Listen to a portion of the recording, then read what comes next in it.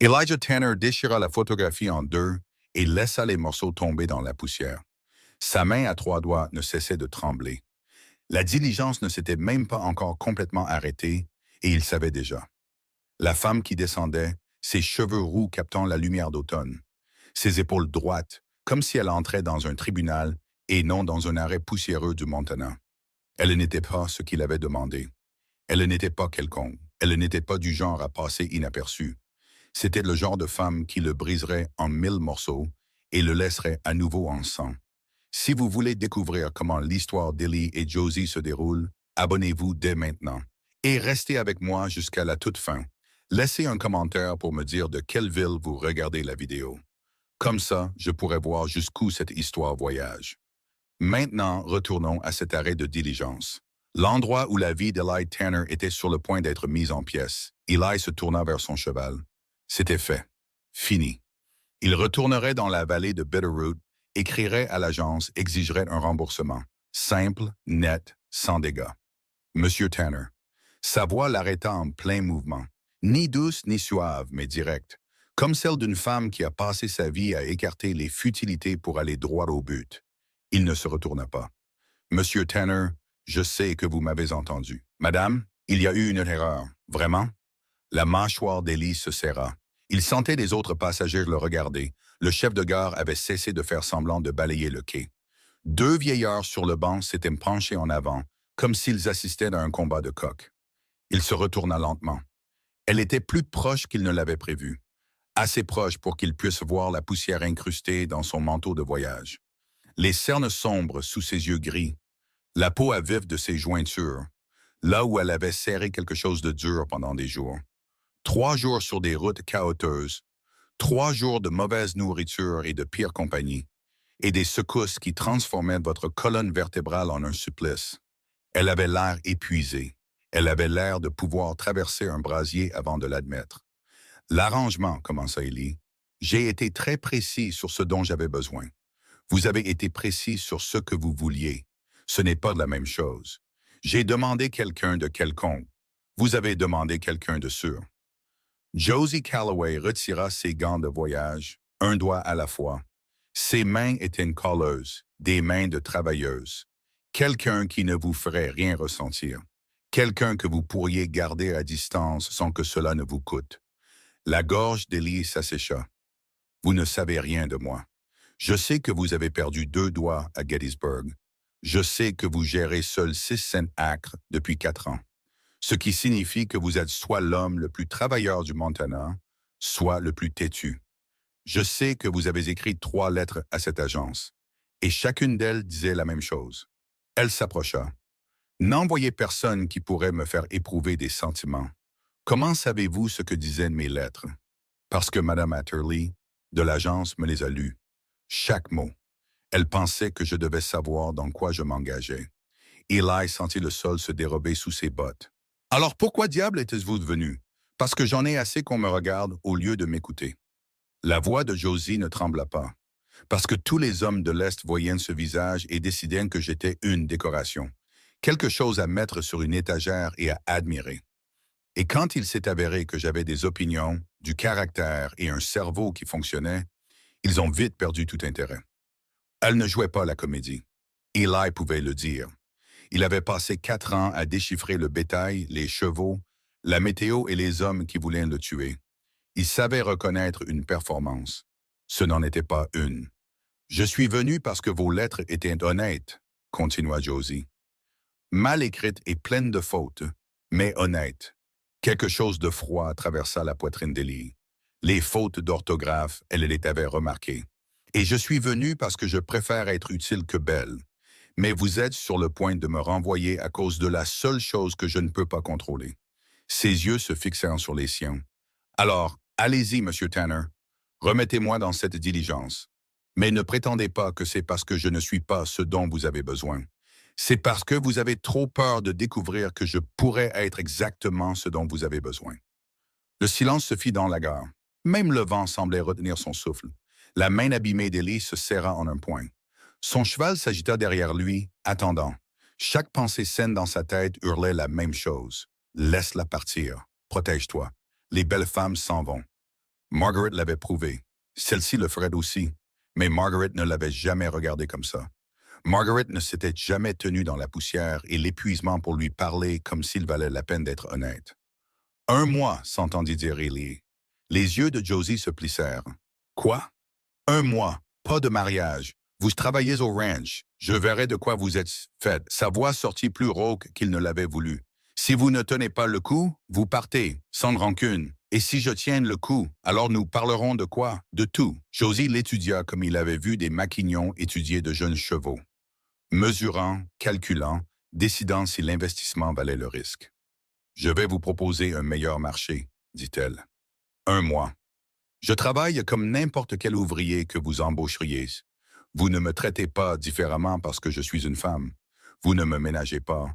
Vous ne me protégez pas des tâches difficiles. Elle tendit la main, paume colleuse, doigt fort, et vous arrêtez de me regarder comme si j'étais un problème à résoudre. Eli lui serra la main. Sa poignée était ferme, confiante. La poignée de quelqu'un qui avait déjà conclu des marchés et les avait tous respectés. Mon chariot est là-bas, dit-il. La route est difficile. J'en ai connu de plus rudes. Ils ne parlèrent pas pendant les 30 premières minutes. Le chariot cahotait sur les ornières gelées de la route. Et Josie était assise bien droite à côté de lui, son sac entre les pieds. Ses yeux parcouraient le paysage avec une vive attention. Eli essaya de ne pas la regarder. Il échoua. Vous me fixez? Josie dit, je me demande juste à quoi vous pensez. Je pense que votre clôture n'a pas été réparée depuis 2 saisons.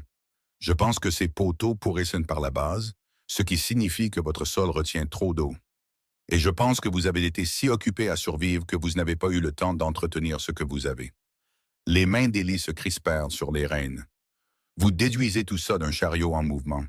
Je déduis ça pour avoir grandi en regardant ma mère gérer un magasin général que tout le monde disait voué à l'échec. Elle m'a appris à regarder un endroit et à voir ce qui est cassé avant de voir ce qui fonctionne. Ça fait gagner du temps. Votre mère a l'air d'être une femme coriace.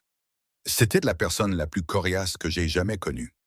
La voix de Josie changea légèrement, juste assez pour qu'elle aille entendre la fêlure en dessous. Elle est morte quand j'avais 14 ans. La fièvre l'a emportée en 3 jours. Les 3 jours les plus rapides de ma vie et les plus lents. Je suis désolé. Ne soyez pas désolé. Soyez utile. C'est ce qu'elle disait toujours. Josie se tourna pour lui faire face. Qu'est-il arrivé à votre main? La lettre disait Gettysburg, mais pas comment. Eli plia sa main gauche abîmée. 3 doigts en moins.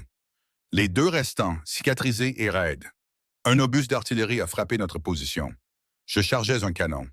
L'explosion a importé les doigts et m'a mis des éclats d'obus dans la hanche droite.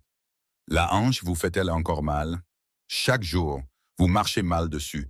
Vous favorisez trop le côté droit. Ça oblige votre dos à compenser.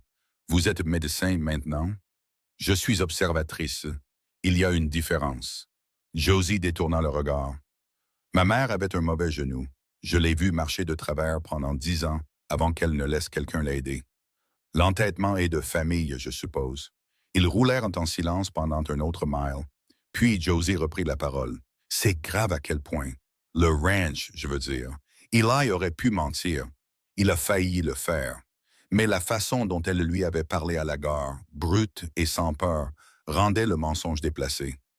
Grave, dit-il. J'ai perdu 40 têtes l'hiver dernier. Je ne peux pas me permettre d'embaucher de l'aide. La grange a besoin de travaux que je ne peux pas faire seul. Et il y a un homme, le juge Harlan Cobb, qui rachète toutes les petites exploitations de la vallée. Il veut ma terre pour le chemin de fer. Vous a-t-il fait une offre? 3 fois, chaque fois plus basse que la précédente. Et quand vous avez refusé, les choses ont commencé à mal tourner. Clôture coupée, bétail qui s'égare, livraison de fournitures qui se perdent entre Elena et chez moi. Alors, il vous met de la pression. Il est patient. C'est ce qui le rend dangereux. Il ne vient pas avec des fusils. Il vient avec des avocats, de la patience et assez d'argent pour vous avoir à l'usure. Josie hocha lentement la tête. J'ai déjà vu ça.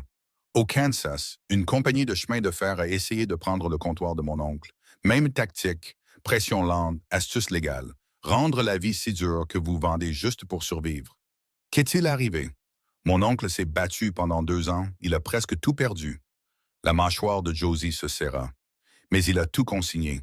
Chaque menace, chaque incident suspect, chaque document qui ne collait pas. Et quand il a finalement réussi à se faire écouter par un enquêteur fédéral, tout le stratagème s'est effondré.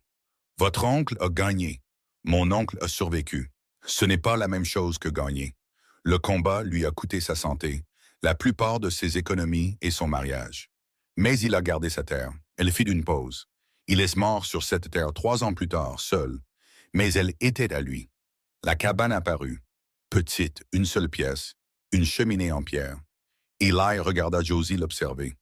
Les fondations sont solides, dit-elle. C'est ce qui compte. Il n'y a qu'une seule pièce. J'ai remarqué. Je peux dormir dans la grange. En octobre, dans le Montana. Josie descendit du chariot. Je prendrai une paillasse près du feu. J'ai partagé pire avec mes sœurs en grandissant. Elle prit son sac et se dirigea vers la cabane. S'arrêta à la porte, se retourna. Caleb, je veux dire Eli. Elle se reprit, secoua la tête. Je dois vous demander quelque chose et j'ai besoin que vous soyez honnête. Allez-y, les lettres que vous avez envoyées à l'agence, celles que Mme Atherley m'a lues. La voix de Josie baissa. Prudente, précise. Vous ne les avez pas écrites vous-même, n'est-ce pas? La question frappa Eli comme un coup de sabot en pleine poitrine. Qu'est-ce qui vous fait dire ça? Parce que l'écriture a changé entre la première et la troisième lettre. La première était tremblante, avec de grandes lettres. Le genre d'écriture de quelqu'un qui copie des formes qu'il ne comprend pas entièrement. La troisième était fluide, une main entièrement différente. Les yeux gris de Josie restèrent fixés sur les siens. Quelqu'un vous a aidé. Quelqu'un a écrit les 2 dernières pour vous. Le sang d'Eli se glaça. 4 ans dans le Montana. 4 ans à le cacher. 4 ans à éviter les avis affichés au magasin général. À prétendre qu'il n'avait pas besoin de lire le journal. À mémoriser les prix en posant des questions désinvoltes au lieu de lire les étiquettes. Son seul secret. La seule honte qu'il portait plus profondément que ses cicatrices, plus profondément que la trahison de Margaret, plus profondément que tout ce que la guerre lui avait fait. Il ne savait pas lire, pouvait à peine écrire son propre nom. Sam m'a aidé, dit Eli. Les mots sortirent comme des dents arrachées. Samuel Ironhorse a une petite exploitation à l'est de la mienne. Il a écrit les 2 dernières lettres, et la première, c'était la mienne. La voix d'Eli devint plate, ça m'a pris 4 heures, et j'ai quand même fait des fautes sur la moitié des mots. Il attendit, la pitié, le dégoût, le réarrangement prudent de son visage en quelque chose qui prétendait ne pas juger tout en jugeant tout. Il avait déjà vu ça. La seule fois où il l'avait dit à quelqu'un, un commerçant d'Helena. Celui-ci s'était soudain mis à lui parler plus lentement, plus fort, comme s'il était simple d'esprit, au lieu d'être simplement sans instruction. Josie resta silencieuse un long moment. Mon père ne savait pas lire non plus, dit-elle finalement. Pas un mot. Il a signé de son nom avec un X toute sa vie. C'est pour ça que ma mère tenait le magasin. Il faisait le gros du travail. Elle s'occupait des comptes. Josie posa son sac à l'intérieur de la porte. Il n'était pas stupide. Il était illettré. Il y a une sacrée différence. Et quiconque ne peut pas faire la distinction ne vaut pas votre temps. La gorge d'Élie se noie. Vous n'allez rien dire d'autre à ce sujet. Qu'est-ce que vous voudriez que je dise? Que ça change quelque chose. Ce n'est pas le cas. Je savais déjà par les lettres que vous étiez intelligent. Assez intelligent pour survivre seul ici. Assez intelligent pour savoir que vous aviez besoin d'aide et assez courageux pour la demander, même par le biais d'une agence, même par la main d'un étranger. Elle s'appuya contre le cadre de la porte. La seule chose que ça change, c'est que maintenant je comprends pourquoi vous avez vraiment demandé quelqu'un de quelconque. Que voulez-vous dire? Vous ne vouliez pas seulement quelqu'un qui ne partirait pas. Vous vouliez quelqu'un qui ne regarderait pas de trop près. Quelqu'un qui ne remarquerait pas les choses que vous cachez. La voix de Josie s'adoucit à peine. Eh bien, je suis désolé pour ça, Ellie, parce que je remarque tout. C'est la pire chose chez moi. Eli se tenait dans la lumière déclinante, sa main abîmée pendant à son côté, et il ressentit quelque chose qu'il n'avait pas ressenti depuis avant la guerre. Il se sentit vu. Pas de pitié, pas de jugement, juste vu. « Vous voulez toujours rester? » demanda-t-il. « Demanda-t-il, sachant tout ça. Je n'ai pas parcouru 800 miles pour faire demi-tour parce qu'un homme ne sait pas lire. J'ai parcouru 800 miles parce que j'en avais assez d'être là où on n'avait pas besoin de main. Josie se redressa. Maintenant, montrez-moi où vous gardez le bois de chauffage. Parce que cette cabane est froide comme une tombe, et j'ai l'intention de régler ça avant toute autre chose. Eli lui montra. Cette nuit-là, alors que Josie faisait un feu avec l'efficacité de quelqu'un qui l'avait fait 1000 fois, Eli s'assit en face d'elle, et il posa la question qu'il retenait depuis la gare. Pourquoi moi? Parmi toutes les annonces de cette agence, pourquoi choisir celle d'un éleveur fauché au milieu de nulle part? Josie ne leva pas les yeux du feu, parce que vous étiez le seul qui ne m'a rien promis. Tous les autres hommes dans ces listes promettaient une belle vie, un foyer chaleureux, des enfants, le bonheur. Comme s'ils vendaient quelque chose. Elle plaça une autre bûche. Vous avez promis un travail dur, du mauvais temps et de la solitude. Et je me suis dit, voilà un homme qui dit la vérité. Je peux construire quelque chose avec un homme qui dit la vérité. Et si la vérité, c'est que je ne sais pas comment laisser quelqu'un entrer? Et si la vérité, c'est que la dernière femme en qui j'ai eu confiance a épousé mon frère pendant que je me vidais de mon sang dans un hôpital de campagne? Les mains de Josie s'immobilisèrent sur le bois de chauffage. Votre frère, mon frère aîné, Thomas, je suis rentré de la guerre avec 2 doigts en moins et une hanche pleine de métal. J'ai trouvé Margaret portant une bague que Thomas lui avait mise au doigt 3 mois après mon départ. La voix d'Eli devint vide. Elle a dit qu'elle me croyait mort. Thomas a dit de la même chose. Mais les dates ne correspondaient pas. Elles ne correspondent jamais. Les avez-vous confrontés? Je me suis tenu sur leur porche, je les ai regardés et je n'ai pas dit un seul mot. J'ai juste fait demi-tour et je suis parti. J'ai acheté le premier lopin de terre que je pouvais me permettre, le plus loin possible de la Pennsylvanie. Je n'ai parlé à aucun d'eux depuis. Et vous êtes seul depuis. La solitude est sûre. La solitude est une mort lente. Ellie, ça prend juste plus de temps. Josie le regarda enfin à travers le feu. Son visage était éclairé d'orange et d'ombre. Je ne suis pas Margaret. Je ne vais pas vous le promettre, parce que vous ne le croirez que quand je l'aurai prouvé. Mais je vais vous le dire une seule fois, et je ne le répéterai pas. Elle se leva et pousseta sa jupe. Je ne manque pas à ma parole. Ni par commodité, ni par confort, ni pour personne. Alors, quoi que ce mois devienne, quoi que vous décidiez à la fin, vous ne pourrez jamais dire que Josephine Calloway n'a pas tenu ses promesses. Elle se dirigea vers sa paillasse et s'allongea, le dos tourné vers lui. Bonne nuit, Eli. Eli resta assis près du feu longtemps après ça. Dehors, le vent du Montana martelait les murs de la cabane. Les chevaux s'agitaient dans la grange. Quelque part au loin, un loup hurla. Le son traversa la vallée comme une question à laquelle personne ne pouvait répondre. Il regarda la femme qui dormait près de son feu. Une femme qui avait traversé 800 miles pour trouver un homme qui ne savait pas lire, qui ne pouvait pas faire confiance, et qui ne pouvait regarder un beau visage sans y voir le fantôme de chaque promesse brisée. Elle avait tout remarqué. Sa main, sa hanche, ses lettres, sa honte. Elle avait tout remarqué et elle était restée quand même. Eli tira la couverture sur ses épaules et ferma les yeux. Il ne dormit pas. Mais pour la première fois en 4 ans, le silence dans la cabane ne ressemblait pas à de la solitude. Il ressemblait à de l'attente. 3 jours plus tard, Josie n'avait pas flanché, pas ralenti, pas une seule fois ne s'était plainte du froid, du travail, ou du fait que la cabane sentait la fumée, le vieux cuir et un homme qui vivait seul depuis trop longtemps. Au matin du 4e jour, Eli se réveilla avant l'aube et trouva sa paillasse vide. Froide au toucher, ce qui signifiait qu'elle était levée depuis au moins 1 heure. Il enfila ses bottes, attrapa son manteau et sortit dans un air qui lui brûlait les poumons. Il la trouva dans la grange, accroupie près des pierres de fondation du mur nord, passant ses mains le long de la base. « Vous avez de l'eau qui s'infiltre par ici, » dit-elle sans lever les yeux. « Le sol est mou, une autre forte gelée, et tout ce coin va bouger. Je sais. Alors pourquoi est-ce encore comme ça? Parce que pour bien réparer, il faut 2 personnes et une journée entière à transporter des pierres. » Josie se leva et pousseta la terre de ses genoux. Alors aujourd'hui, on répare. Josie, vous êtes debout depuis avant l'aube, et je serai debout après la tombée de la nuit. C'est la vie au ranch, n'est-ce pas? Elle croisa son regard. Vous allez discuter avec moi ou me passer une pelle. Il lui passa une pelle. Ils travaillèrent de la première à la dernière lueur du jour. Ils creusèrent pour dégager les anciennes fondations, transportèrent des pierres du lit du ruisseau, préparèrent du mortier à la main dans une auge en bois. À midi, les mains de Josie saignaient. Elle les enveloppa de bandes déchirées d'une vieille chemise et continua à travailler. Eli la regarda planter une pioche dans le sol gelé, tout son corps derrière chaque coup, n'essayant pas de prouver quoi que ce soit, juste travaillant.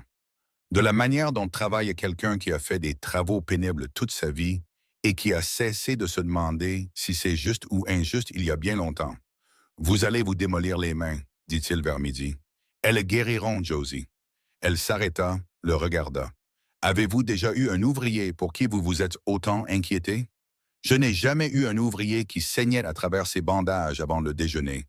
Alors, vous n'en avez jamais eu un qui travaillait assez dur. Josie libéra la pioche et prépara un autre coup. Ma mère disait que les callosités, c'est juste votre corps qui apprend ce que vous lui demandez de faire. Donnez-lui du temps. Au crépuscule, le mur nord était solidement étayé. Eli passa la main le long de la nouvelle ligne de mortier et la sentit se raffermir sous ses doigts. Du bon travail, un travail qui tiendrait. Pas mal, dit-il, pas mal. Josie essora un chiffon au-dessus du seau d'eau. Le sang rendit l'eau rose. C'est 10 heures de transport de pierre en octobre. Et tout ce que j'obtiens, c'est pas mal. Quelque chose tressaillit au coin de la bouche d'Eli. Pas tout à fait un sourire, assez proche pour que Josie le remarque. C'était presque un sourire, Monsieur Tanner. Non, madame, ça y ressemblait. Le vent a fait bouger mon visage. Le vent. Josie secoua la tête. Bien sûr, ils soupèrent en silence. Haricots, porc salé, café assez fort pour décaper de la peinture. Josie ne se plaignit pas de la nourriture. Mais le 5e matin, Eli la trouva en train de réorganiser son étagère à provisions avec une sorte de fureur concentrée qui signifiait qu'elle avait des opinions. « Vous mangez comme ça depuis 4 ans ?» demanda-t-elle. « Ça me maintient en vie. »« À peine. Vous n'avez pas de fruits secs, pas de légumes racines, rien qui ait une réelle substance au-delà du sel et de la graisse. » Elle brandit une conserve. « Ce bœuf est plus vieux que certains de vos veaux. Il est bon. » C'est un péché contre la nourriture, Eli. Elle reposa la conserve. « Prochain voyage à Helena, nous achèterons de vraies provisions. On ne peut pas gérer un ranch avec du café et de l'entêtement. Ça a marché jusqu'à présent. Survivre, ce n'est pas travailler, c'est ce que vous continuez à confondre. » Elle se tourna pour lui faire face. « Vous voulez savoir pourquoi vous avez perdu 40 têtes l'hiver dernier? Parce que vous étiez trop épuisé pour suivre le travail.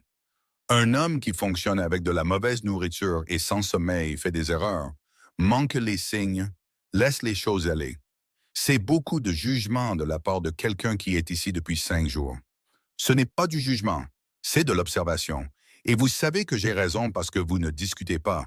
Vous devenez juste silencieux, ce que vous faites quand vous ne voulez pas admettre quelque chose. » Eli la dévisagea. « Vous me connaissez depuis 5 jours et vous pensez m'avoir cerné. J'ai les grandes lignes. Les détails prennent plus de temps. » Josie lui versa plus de café. « Buvez. Nous avons une longue journée. » Ils réparèrent la clôture le long de la frontière ouest, là où Eli avait perdu du bétail à travers des brèches qu'il avait rafistolées avec du fil de fer et des prières. Josie s'occupait des poteaux pendant qu'Eli tendait le nouveau fil. Ils trouvèrent un rythme sans en discuter. Elle calait. Il martelait. Elle passait au poteau suivant avant qu'il n'ait fini le dernier. « Vous avez déjà fait ça, » dit Eli. Le comptoir de mon oncle avait un enclos qui avait besoin d'être réparé chaque printemps. Les chevaux sont plus durs avec les clôtures que le bétail. Votre oncle vous a tout appris. Mon oncle m'a appris à travailler. Ma mère m'a appris à penser. Josie enfonça un poteau plus profondément avec un maillet. Il y a une différence.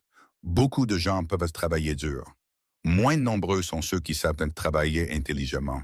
Et vous êtes celle qui est intelligente. Je suis celle qui est encore debout, donc je suppose que ça répond à la question. Le 7e jour, un cavalier apparut sur la crête est. Eli attrapa son fusil avant même que la silhouette ne se rapproche.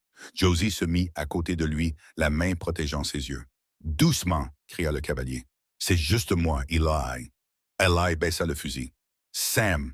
Samuel Ironhorse descendit de cheval avec la lente aisance d'un homme qui avait passé toute sa vie à cheval. Il avait 40 ans, mince, le teint buriné, avec des yeux qui remarquaient tout et une bouche qui disait environ la moitié de ce que ses yeux voyaient. De la nation Crow par le sang, éduqué dans une école missionnaire dont il ne parlait pas. La seule personne dans le territoire du Montana qui savait qu'Eli Tanner ne savait pas lire. J'ai entendu dire que tu avais de la compagnie, dit Sam. Il regarda Josie. Madame, Monsieur Iron Horse, juste Sam. Il se tourna vers Eli. J'ai aussi entendu dire que Dan Batchum a vendu sa propriété la semaine dernière. Il ne voulait pas. On lui a mis la pression. La mâchoire d'Eli se serra. Cobb. Qui d'autre? Ça fait 4 ranchs en 2 ans. Toutes de petites exploitations. Toutes achetées pour la moitié de leur valeur. Sam jeta un coup d'œil à la grange. J'ai remarqué que tu avais réparé les fondations. Nous les avons réparées, dit Josie. Les sourcils de Sam se haussèrent. Il regarda Eli. Eli ne dit rien. Sam regarda de nouveau Josie. Vous avez fait des travaux de fondation. J'ai creusé, transporté et fait la moitié du mortier. Eli a fait l'autre moitié. C'est solide. Je vois ça. La voix de Sam portait quelque chose de nouveau. Pas de la surprise, exactement. Une réévaluation. Eli m'a dit qu'il attendait quelqu'un de différent. Eli se dit beaucoup de choses qui ne sont pas vraies. J'y travaille. Josie ne sourit pas, mais ses yeux s'adoucirent juste assez. C'est vous qui avez écrit ces lettres. Sam se raidit, regarda Eli. Elle a deviné, dit Eli platement. Le premier jour, l'écriture a changé entre la lettre 1 et la lettre 3, expliqua Josie. Ce n'était pas difficile. Sam resta silencieux un moment, puis il hocha la tête. Vous êtes perspicace. Je fais attention. Ce n'est pas la même chose. Non, madame, c'est la même chose. La plupart des gens ne font ni l'un ni l'autre. Sam se retourna vers Eli. Je suis venu te prévenir. Cobb a un nouvel avocat de l'Est, un homme nommé Prescott. Il a épluché les registres fonciers au bureau de Helena. Pourquoi faire? Chercher des lacunes, des erreurs d'arpentage, tout ce qu'il peut utiliser pour déposer des revendications concurrentes. L'expression de Sam se durcit. Il a fini de jouer la patience. La vente de la propriété de Beecham ne lui a pas suffi. Il veut toute la vallée. Les yeux de Josie s'aiguisèrent. Quel genre d'erreur d'arpentage? Les 2 hommes la regardèrent. Mon oncle s'est battu contre une spoliation de terres au Kansas. Elle dit que la compagnie de chemin de fer a essayé de prouver que les limites de sa propriété étaient fausses en déposant un arpentage antidaté. C'est une astuce courante, créer un litige sur papier, bloquer le vrai propriétaire au tribunal pendant des années. Le seigneur à blanc avec les frais de justice jusqu'à ce qu'il vende. Sam l'étudia longuement. C'est exactement ce que Prescott a fait. Alors, nous devons voir ces registres. Chaque arpentage, chaque acte de propriété, chaque dépôt associé aux propriétés que Cobb a déjà prises. S'il y a un schéma de fraude, ça se verra. Vous pensez pouvoir le trouver? Demanda Sam. J'ai trouvé celui de mon oncle en 3 jours, et le sien était enfoui sous 6 ans de dossiers du comté par un greffier qui avait été payé pour le perdre. La voix de Josie devint plate. Je sais comment ces gens fonctionnent. Ils comptent sur le fait que nous sommes trop fatigués, trop pauvres ou trop peu instruits pour regarder les papiers. Ils se trompent. Le mot « peu instruit » resta en suspens. Josie ne regarda pas Eli en le disant. Pas besoin. Ils entendirent tous les deux ce qu'elle voulait dire. Elle ne parlait pas des éleveurs en général. Elle parlait de lui en particulier. Et elle disait à Sam, sans le dire, qu'elle savait et que ça n'avait pas d'importance. Sam comprit. Ses yeux passèrent de Josie à Eli et vice-versa. Quelque chose changea dans son expression. Du respect peut-être, ou du soulagement. J'irai à Helena demain, dit Sam, voir ce que je peux déterrer au bureau foncier. J'irai avec vous, dit Josie. Josie, commença Eli, ne le fais pas. Elle leva une main. Ne me dis pas que c'est dangereux. Ne me dis pas de rester ici où c'est sûr. Si les gens de Cobb manipulent les registres, je dois voir ces documents moi-même. Je sais quoi chercher. Toi, non. La vérité le piqua. Eli ne savait pas lire. Il ne pouvait pas examiner des documents juridiques. Ne pouvait pas comparer des arpentages. Ne pouvait pas repérer une date falsifiée ou une limite de propriété modifiée. Josie le pouvait, et ils le savaient tous. D'accord, dit Eli. Mais Sam va avec toi. J'allais le faire de toute façon. Sam monta sur son cheval. Je serai là aux premières lueurs. Il fit une pause, regarda Josie une dernière fois. Vous n'êtes pas ce à quoi je m'attendais. Personne ne s'attend jamais à moi, Sam. C'est mon avantage. Sam faillit sourire. Presque. Puis il partit vers la crête est et disparut. Cette nuit-là, Josie s'assit près du feu avec un morceau de charbon de bois et une planche plate, esquissant quelque chose. Eli l'observait de l'autre côté de la pièce. « Qu'est-ce que tu fais? » Je fais une liste. Elle brandit la planche, des colonnes et des chiffres, nets et précis. Tout ce dont nous avons besoin. Fourniture, réparation, coût. Si nous voulons combattre Cobb, nous devons savoir exactement où nous en sommes financièrement. On ne peut pas partir en guerre si on ne sait pas ce qu'il y a dans l'armurerie. Je ne peux pas lire ça. Je sais. La voix de Josie resta factuelle. Pas de pitié, pas de douceur. Alors, je vais te le lire. Chaque chiffre, chaque article. Et tu me diras si je me trompe, parce que tu connais ce ranch mieux que quiconque. Tu sais ce qui coûte quoi? Combien de nourriture une tête de bétail a besoin par semaine? Combien de poteaux pourrissent? Elle tapota la planche. J'ai l'instruction. Tu as la connaissance. Ensemble, nous avons quelque chose que Cobb n'attend pas. Qu'est-ce que c'est? Une vue d'ensemble complète. Eli s'assit en face d'elle. Lis-moi ce que tu as. Elle le fit, article par article, chiffre par chiffre, et Eli la corrigea là où elle se trompait. Les coûts de l'alimentation étaient plus élevés qu'elle ne l'avait estimé. Le fil de fer était moins cher si on l'achetait au moulin de Virginia City plutôt qu'à Helena. Le mulet mangeait 2 fois plus qu'un cheval et travaillait moitié moins. Mais on ne pouvait pas le remplacer car c'était le seul animal capable de supporter le sentier menant au haut pâturage en pleine neige. Ils discutèrent ainsi pendant 2 heures. À la fin, Josie avait rempli 3 planches de chiffres et Haley avait une image plus claire de ses propres finances qu'il n'en avait eu en 4 ans. « Tu perds de l'argent depuis 18 mois, » dit Josie doucement. « Je sais. Si rien ne change, tu seras en faillite au printemps prochain, même sans Cobb. Je le sais aussi. Alors pourquoi n'as-tu rien fait? » Eli resta silencieux un long moment. Parce que faire quelque chose signifie demander de l'aide. Et demander de l'aide signifie admettre que je ne peux pas m'en sortir seul. Et admettre que je ne peux pas m'en sortir seul signifie admettre que tout ce que je me suis dit pendant 4 ans était un mensonge. Josie posa le charbon de bois. « Qu'est-ce que tu te disais? Que je n'avais besoin de personne, que la solitude suffisait, que si je pouvais juste survivre un hiver de plus, une saison de plus, une année de plus, les choses s'amélioreraient d'elles-mêmes. Et est-ce que ça a été le cas? Tu sais bien que non. Alors laisse-moi t'aider, Ellie. Pas parce que tu es faible, parce que tu as porté un poids qui a toujours été destiné à 2 personnes. » Les yeux de Josie croisèrent les siens à travers la lueur du feu. Ce n'est pas un échec, c'est juste des mathématiques. Quelque chose se desserra dans la poitrine d'Eli. Pas brisé, desserré, comme un poing qui avait été serré pendant des années et qui se relâchait enfin un peu. « D'accord, dit-il. D'accord, d'accord. On fait ça ensemble. Le ranch, Cobb, tout ce qui viendra. Tout ce qui viendra, répéta Josie. Ils restèrent un moment sur cet accord, le feu crépitant entre eux. Puis Josie attrapa de nouveau le charbon de bois. « Il y a encore une chose, dit-elle. Quoi? Sam va m'aider à obtenir ses registres demain. Mais j'ai besoin de quelque chose de toi pendant notre absence. Dis-moi.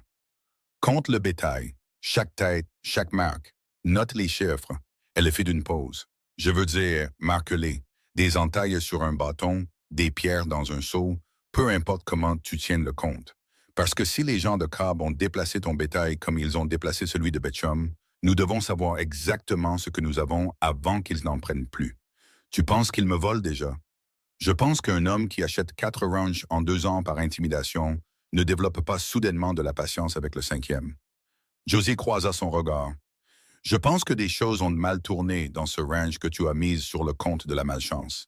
Et je pense qu'au moins une partie de cette malchance avait un nom. » La pensée frappa Eli comme de l'eau froide. Les 40 têtes qu'il avait perdues l'hiver dernier. Il avait pensé au temps, à de mauvais pâturages. Mais si les clôtures n'étaient pas simplement tombées, et si quelqu'un les avait coupées? « Fils de pute, murmura-t-il. Peut-être. Mais nous avons besoin de preuves avant de le dire à voix haute. Des preuves sur papier, le genre qu'un juge ne peut pas ignorer. » Eli la regarda. Cette femme qui était sur son ranch depuis 7 jours et qui voyait déjà plus clairement que lui en 4 ans.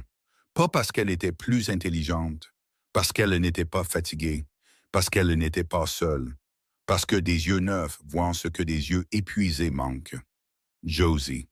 Oui, je suis content que tu ne sois pas remonté dans cette diligence. Quelque chose traversa son visage, rapide, sans défense. Disparu. Moi aussi. Elle s'allongea sur sa paillasse et se tourna vers le feu. Eli resta debout à regarder les braises, pensant à Cobb et Prescott, à des documents juridiques qu'il ne pouvait pas lire et à une femme qui pouvait les lire pour lui. Il pensa à Margaret, essaya de la comparer à Josie et n'y parvint pas. Margaret avait été jolie et agréable et lui avait dit tout ce qu'il voulait entendre, jusqu'au moment où elle a choisi son frère. Josie lui disait des choses qu'il ne voulait pas entendre, puis lui tendait une pelle. Il n'était pas encore sûr de ce qu'était l'amour, mais il commençait à soupçonner que ça ressemblait moins à des promesses et plus à se présenter avant l'aube pour déterrer des rochers d'un sol gelé avec des mains en sang et sans une seule plainte. Dehors, la température chuta. Quelque part dans l'obscurité, un cheval tapa nerveusement du sabot. Le genre de coup de sabot qui signifiait que quelque chose bougeait là dehors, quelque chose qui n'avait rien à y faire. Eli attrapa son fusil et écouta. Rien, juste le vent, juste le froid, juste le Montana étant le Montana. Mais sa main resta sur le fusil longtemps après. Et quand il s'endormit enfin, il rêva de feu. Sam arriva avant l'aube, comme il l'avait promis. Josie attendait déjà près du chariot, son manteau boutonné, ses mains fraîchement bandées à cause des ampoules de la veille. Eli se tenait sur le porche, son fusil à la main. « Tu la surveilles, dit-il à Sam. Elle ne me semble pas être quelqu'un qui a besoin d'être surveillé. Surveille-la quand même. » Josie monta sur le cheval de Sam sans aide. « Compte le bétail, Eli, chaque tête. Nous serons de retour avant la nuit. » Ils partirent. Eli les regarda disparaître par-dessus la crête et ressentit quelque chose qu'il n'avait pas ressenti depuis des années. Pas de la solitude. Il connaissait la solitude comme les battements de son propre cœur. C'était différent. C'était de la peur d'avoir quelque chose à perdre. Il passa la journée à compter. Chaque pâturage, chaque ravin, chaque creux où le bétail aimait se regrouper contre le vent. Il utilisait des pierres dans la poche de son manteau, une pierre pour 10 têtes. En fin d'après-midi, il avait 17 pierres, 170 têtes. Il aurait dû en avoir 200, 30 manquantes. Pas 40 comme l'hiver dernier. Pas le genre de perte que l'on pouvait imputer au temps ou au loup. 30 têtes, parties discrètement, proprement, sans une seule clôture brisée ou une trace qu'il puisse trouver. Josie avait raison. Cobb le volait, lentement, prudemment, de la manière dont un homme saigne d'une blessure si graduelle que le corps ne s'en aperçoit que lorsqu'il est trop faible pour se battre. Ils revinrent au crépuscule. Le visage de Josie lui dit tout avant qu'elle ne dise un mot. « C'est pire que ce que nous pensions, » dit-elle en descendant du cheval de Sam. Elle portait une sacoche en cuir remplie de papiers. L'avocat de Cobb a déposé 6 expertises au cours des 18 derniers mois. Toutes montrent des limites de propriété différentes des actes originaux. Toutes, comme par hasard, repoussent les limites en faveur de Cobb. La mienne aussi, la tienne en particulier. Josie sortit une carte pliée de la sacoche. Selon cette expertise, tes 100 acres du Nord ne t'appartiennent pas, ne t'ont jamais appartenu. L'expertise dit que cette terre faisait partie d'une parcelle non réclamée que la Montana Land and Timber Company a achetée au printemps dernier. Montana Land and Timber, la société de Cobb, dit Sam doucement. Constituée il y a 6 mois, il en est le seul propriétaire. Eli sentit son sang bouillir. Cette terre est à moi depuis 6 ans. J'ai l'acte de propriété. Tu as l'acte de propriété et il a une expertise qui le contredit. Devant un tribunal territorial, cela signifie une audience. Une audience signifie des avocats. Les avocats signifient de l'argent que tu n'as pas. La voix de Josie resta calme, mais ses yeux brûlaient. C'est ça le jeu, Eli. Il n'a pas besoin de prouver que tu as tort. Il a juste besoin de te garder au tribunal assez longtemps pour te briser. Alors, qu'est-ce qu'on fait? Nous prouvons que les expertises sont frauduleuses. Josie ouvrit la sacoche et étala des papiers sur la table de la cabane. J'ai comparé chaque date de dépôt avec les registres des actes de propriété. 3 des 6 expertises étaient datées avant même que les propriétés ne soient achetées. C'est impossible, à moins que quelqu'un ne les ait antidatées. Peux-tu le prouver à un juge? Je peux le prouver à n'importe qui ayant des yeux. Elle tapota un document. Mais j'ai besoin de plus. J'ai besoin des bornes d'arpentage originales, les marqueurs physiques dans le sol, Si les gens de Cobb les ont déplacés pour correspondre aux expertises frauduleuses, il y aura des preuves. De la terre remuée, de nouvelles bornes fraîchement coupées remplaçant les anciennes. Ces bornes sont sur ma limite nord, à 3 miles d'ici. Alors nous y allons demain. Josie, si Cobb découvre que nous démontons son stratagème, il ne restera plus patient. Tant mieux. Josie le regarda. Je préfère affronter un homme en colère qu'un homme calculateur.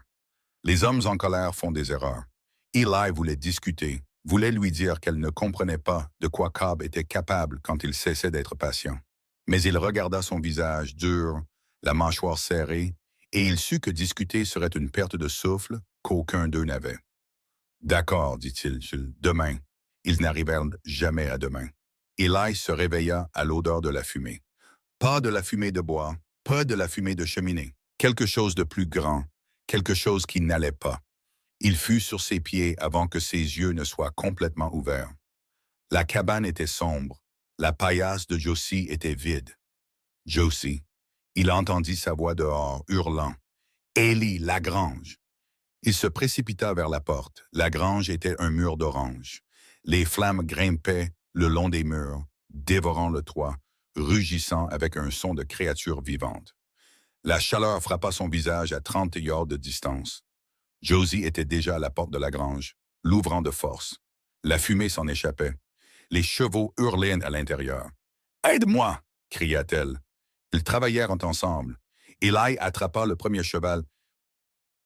Une grande jument baie, à moitié folle de peur, la traîna dehors par le licol. Josie alla chercher le deuxième. « Le mulet! » cria Eli. « Dans le box du fond. Il ne viendra pas. Je vais le chercher. » Josie. Le toit va s'effondrer. Elle était déjà à l'intérieur. Eli sortit le troisième cheval. Le quatrième. La chaleur était insupportable. Des étincelles pleuvaient. La poutre maîtresse du toit gémit. Josie, rien. Josie. Elle apparut dans l'embrasure de la porte, tirant le mulet d'une main.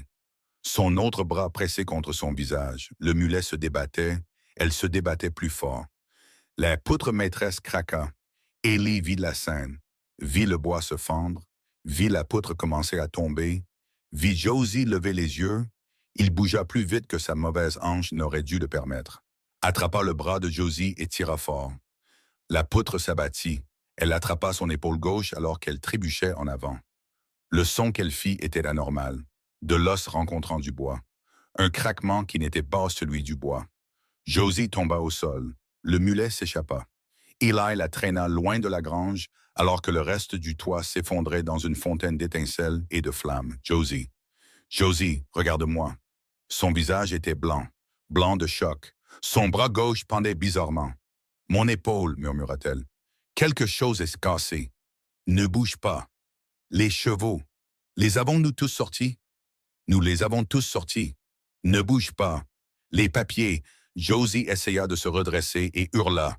Eli, les papiers, les expertises, ils étaient dans ma sacoche près du... Je vais les chercher.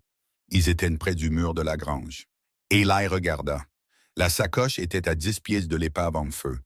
Il courut la chercher. La chaleur lui brûla le visage. Il attrapa le sac en cuir, sentit la surface roussie et revint en courant. « Je l'ai, dit-il. Les yeux de Josie se voilaient, le choc s'installait. Ne me laisse pas m'évanouir. Parle-moi. Tu vas t'en sortir.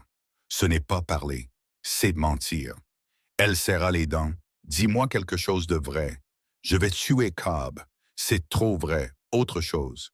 Je ne peux pas te perdre. » Les yeux de Josie se fixèrent sur les siens, vifs à travers la douleur. « Alors ne le fais pas. » Sam apparut à l'aube. Il avait vu la fumée de chez lui et avait accouru.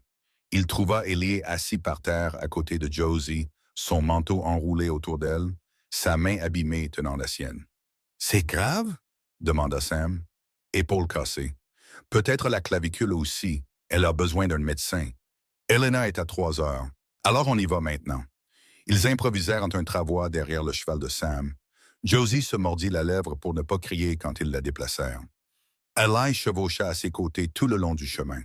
Une main sur le rail du travois, le stabilisant à chaque ornière et chaque rocher. « Eli, dit Josie à travers ses dents serrées. Ne parle pas, garde tes forces. Eli, écoute-moi. Cobb a brûlé cette grange parce qu'il sait que nous avons trouvé les expertises. Quelqu'un au bureau foncier lui a dit « Je sais ». Il a peur. Ça veut dire qu'on est proche.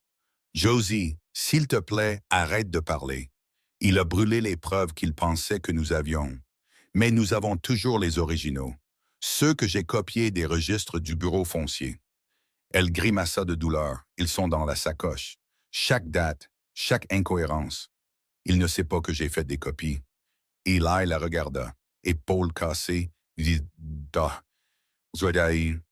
visage gris de douleur, et elle pensait encore avec 3 coupes d'avance. Tu as fait des copies. C'est la première chose que j'ai faite avant même de les comparer. Josie ferma les yeux. Mon oncle m'a appris. Toujours copier les registres avant que quiconque ne sache que tu cherches. Parce que les registres ont tendance à disparaître quand les hommes puissants deviennent nerveux. Le médecin d'Helena était un homme fatigué nommé Fletcher qui sentait le whisky et l'acide phénique. Il remit l'épaule de Josie en place pendant qu'elle serrait la main d'Eli assez fort pour y laisser des bleus. Clavicule fêlée, dit Fletcher, épaule déboîtée et remise. Elle a besoin de 4 semaines minimum sans utiliser ce bras. Il se racla la gorge. J'ai besoin de 2 jours, dit Josie. Vous avez besoin de 4 semaines. Donnez-moi une écharpe et du laudanum. Je me débrouillerai. Madame, vous allez l'endommager de façon permanente si... J'endommagerai plus que mon épaule si je ne finis pas ce que j'ai commencé. Josie regarda Eli. Nous n'avons pas 4 semaines. Fletcher regarda Eli. Eli regarda Josie. Il connaissait cette expression. Il l'avait vue sur les visages des soldats à Gettysburg. Ceux qui continuaient à se battre après avoir dû tomber. Ceux qui fonctionnaient avec quelque chose de plus profond que la force. Donnez-lui l'écharpe, dit Eli. Monsieur Tanner, je vous conseille vivement. Je vous ai entendu. Elle aussi. Donnez-lui l'écharpe. Fletcher lui mit l'écharpe et lui tendit une petite bouteille de laudanum. 2 gouttes, pas plus. Et si ces dos bougent, vous revenez directement ou vous perdrez l'usage de ce bras. Ils prirent une chambre à la pension. Josie s'effondra sur le lit et s'endormit en quelques secondes. Eli s'assit sur la chaise près de la fenêtre, la sacoche sur ses genoux, fixant des papiers qu'il ne pouvait pas lire mais qu'il mourait pour protéger. Sam s'assit en face de lui. « Je vais le tuer, Sam. »« Non, tu ne le feras pas. Il a brûlé ma grange. Il l'a blessé. Il vole mon bétail, falsifie des documents et pressure chaque petit éleveur de cette vallée. » La voix d'Eli était baise, dangereuse. « Je vais aller chez lui et je vais lui mettre une balle dans la tête. Et ensuite, la voix de Sam resta calme. Tu vas en prison. Josie est seule. Les gens de Cobb prennent le ranch de toute façon. Tout ce pourquoi elle se bat meurt parce que tu n'as pas pu contrôler ta colère. Ne me parle pas de contrôle. Je te parle de gagner. Sam se pencha en avant. Tu m'as appris ça il y a 4 ans, quand ces hommes sont venus brûler ma propriété parce qu'ils ne voulaient pas qu'un homme Crow possède des terres près des leurs. Je voulais me battre. Tu m'as dit que se battre, c'était perdre. Tu m'as dit de tout documenter, de tout signaler, de faire en sorte que la loi travaille pour moi, même quand la loi ne le voulait pas. C'était différent. En quoi? Parce que ce n'était pas toi qui étais allongé dans ce lit avec une épaule cassée. Sam resta silencieux un long moment. Tu l'aimes. La mâchoire d'Eli se serra. Je n'ai pas dit ça. Tu n'as pas eu besoin. Je te connais depuis 4 ans, Ellie. Tu n'as jamais parlé de tuer un homme. Pas même quand Margaret a épousé Thomas. Pas même quand l'armée t'a laissé à moitié infirme sans pension. Tu as juste encaissé et continué. Les yeux de Sam restèrent fixes. Mais quelqu'un blesse cette femme et soudain, tu es prêt à tout jeter par-dessus bord. Ce n'est pas de la colère, c'est de l'amour. Et l'amour te rend stupide si tu le laisses faire. Alors, que veux-tu que je fasse? M'asseoir ici et attendre? Je veux que tu la laisses finir ce qu'elle a commencé. Elle a les preuves, elle a l'intelligence, elle a un dossier qui pourrait mettre Cobb en prison fédérale. Sam se leva. Tu veux te venger? Donne-lui la chance de le détruire légalement. C'est pire qu'une balle, Eli. Une balle met fin rapidement. Un tribunal fait durer ça pour toujours. Eli regarda le lit où Josie dormait.